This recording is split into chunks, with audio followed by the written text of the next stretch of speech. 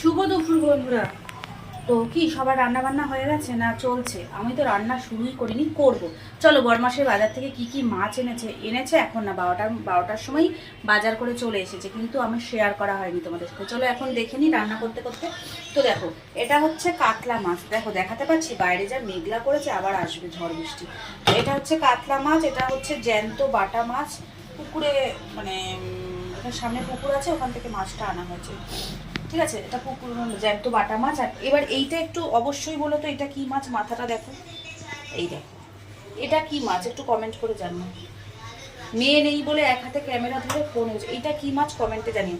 আর এই যে মাছের তেল, সবই ধোবো বলে বেসিনে রয়েছে। তাহলে 3 রকমের মাছ এনেছে, তবে 3 রকমের মাছ রান্না করবো না, কাতলা মাছটা রান্না করব, মাছের তেল করব, বাদ বাকি মাছ সব ফ্রিজে রেখে দেবো ধুয়ে ধুয়ে। আর যেটা এনেছে সেটা হলো ছেঁচি শাক। এই যে, এই দেখো,